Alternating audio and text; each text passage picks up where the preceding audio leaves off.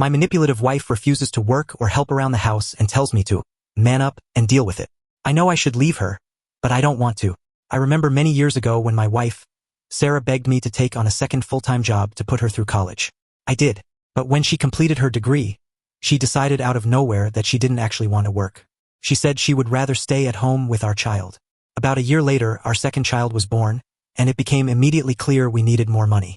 I tried convincing my wife to work, but she refused. So, I went back to complete a master's degree all while still working 2 jobs. It was hard, but I did it. Fast forward 3 years, and I now support a household of 4 with a single income. Yet, despite this, I am deeply stressed and chronically tired. I work 45-hour weeks, and when I come home, I do the washing, cooking, and drive the kids everywhere. 75% of the household responsibilities are mine. The worst part is that my wife refuses to help. I've asked her for help countless times, but each time she just says, "I work just as hard. If you're so tired, stop working so much." Recently, I decided to take her advice. I took 2 weeks off without telling her beforehand. She freaked out, asking how she was supposed to pay for her spa day now. She also has a tendency to one-up me. If I tell her I had a bad day, she had it worse because I'm lucky to go away for work while she's stuck at home. If I tell her my feet hurt from walking all day during work travel, she says it's nothing compared to her standing and cooking with a child clinging to her. For the past 2 years, I've been told I ruined her life and opportunities. She makes me feel like absolute crap and acts as if she wasn't the one who wanted to be a stay-at-home mother in the first place. One thing I also need to mention is that my MIL Mary lives with us. She is absolutely lovely and honestly does her best around the house given her age. She recently pulled me aside and said she's noticed a change in both me and my wife. She pointed out that I've become more attached to my kids and even talked to the dogs about my life more than to my wife. I honestly feel like I'm in emotional survival mode, 1 step away from moving up the career ladder, and 1 step away from finding comfort at the bottom of a whiskey bottle. Update 1. I confronted Sarah and didn't back down when she played the woe is me card. Instead of talking it out, she left to stay with her sister. The day after she left, my wife attempted to come back and take the kids with her. Naturally, I was against this, and so was her whole family, including her sister. They argued that it wasn't fair to sweep the kids into a home that wasn't theirs and burden her sister's family, who already had housing and financial struggles. After a little over a week, she came back as if nothing had happened, walking through the door with her bags like she had just returned from Target.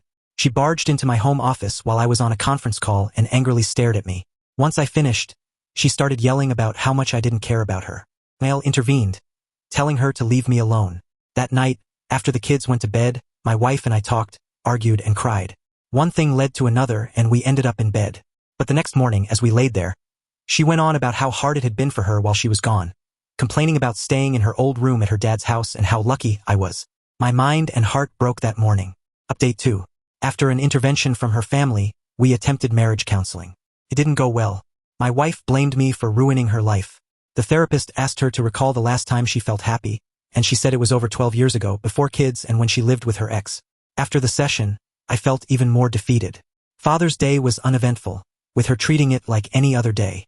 During the family barbecue, she humiliated me by saying, "It's not like you do anything anyway." I could have gone to the breakfast with dad event instead. Her mother, shocked, told her, "Maybe one of you should divorce the other." My wife mocked me, saying, as if another woman would want a man like him. "Just look at you." That was the final straw. I texted my lawyer to move forward with serving her divorce papers. Last week, my wife was served. She had a mini meltdown, screaming, "How could you do this to me?" Her mother intervened, but I was done. I'm aiming for full or majority custody. I've been the primary parent and continue to cover all expenses for our kids. Despite my wife's behavior, I will still provide financial help for my MIL due to her health issues. The divorce process is now underway, and I feel relieved. As the divorce process progressed, the reality of what was happening started to sink in for both me and my wife. She went through phases: anger, denial, and finally, an unsettling acceptance. Her family, particularly her mother, became a source of unexpected support for me. My MIL apologized for not stepping in sooner, and even admitted that she had seen the strain on our marriage for years, but didn't know how to intervene. During the custody hearings, my wife tried to paint herself as a dedicated mother, but the evidence was clear.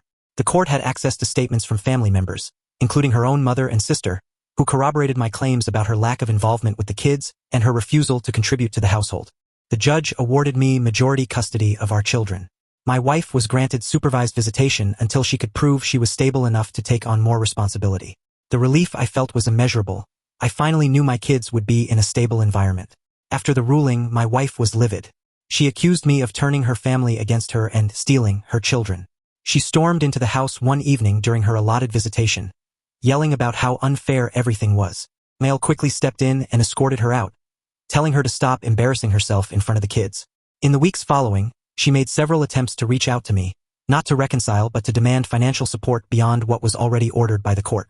She argued that she deserved compensation for all the sacrifices she made during our marriage.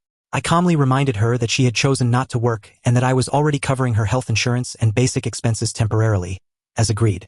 Her demands eventually subsided, but not before she tried to rally her online mom groups to paint me as the villain. Some of the messages and posts were shared with me by mutual acquaintances. It was the same narrative. She was the victim, and I was the heartless husband who abandoned her.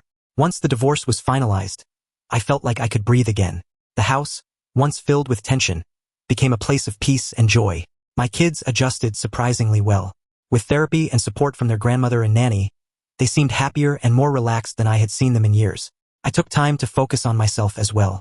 Therapy helped me process the emotional toll of the marriage and divorce. I started reconnecting with old hobbies, spending quality time with my kids, and even considering the possibility of dating again, though that felt like a distant goal. MIL chose to stay with us temporarily to help with the kids and her own recovery. She insisted she didn't want to burden me, but I reassured her that she was family and always welcome in our home. One night, months after the divorce was finalized, I received an email from my ex-wife. It was long, emotional, and full of regret. She admitted that she had taken me for granted, that she had made mistakes, and that she missed the life we had built together. She asked if there was any chance we could work things out, if not for us, then for the kids. She said she was trying to change and had started therapy. Reading her words, I felt a mix of emotions, sadness, anger, and a faint glimmer of pity. But I knew that going back would only repeat the cycle. I replied with kindness but firmness, telling her that while I wished her the best in her efforts to grow and heal, our marriage was over. Today, life feels lighter. My kids are thriving, I'm moving up in my career, and our home is filled with laughter again. My ex-wife still has a long way to go, but I've learned to separate her journey from mine. For anyone reading this who feels trapped in a relationship where you're not valued, let me tell you, leaving is hard, but sometimes it's the only way to save yourself and the people you love. I'm proof that there's life after heartbreak, and it can be a beautiful one.